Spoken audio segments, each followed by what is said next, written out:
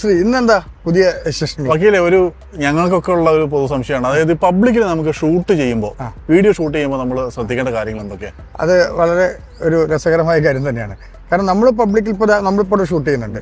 നമ്മൾ ഷൂട്ട് ചെയ്യുമ്പോൾ നമ്മൾ കോൺസെൻട്രേറ്റ് ചെയ്യുന്നത് നമ്മളെ മാത്രമാണ്. പക്ഷെ നമ്മുടെ ഷൂട്ടിങ്ങിനിടയിൽ മറ്റൊരാൾ കടന്നു വരികയും അല്ലെങ്കിൽ അയാൾ പോകുന്ന സമയത്ത് നമ്മൾ ഷൂട്ട് ചെയ്യപ്പെടുകയും അയാളെ നമ്മൾ കോൺസെൻട്രേറ്റ് ചെയ്ത് ഷൂട്ട് ചെയ്യുകയും ചെയ്ത് കഴിഞ്ഞാൽ അത് ബുദ്ധിമുട്ടുള്ള കാര്യമാണ്. അപ്പോൾ അദ്ദേഹം ഒബ്ജക്റ്റ് ചെയ്യുകയാണെങ്കിൽ സ്വാഭാവികമായിട്ടും ഇമ്മീഡിയറ്റ്ലി അത് ഡിലീറ്റ് ചെയ്ത് കളഞ്ഞാൽ അത് പ്രശ്നം കഴിഞ്ഞു.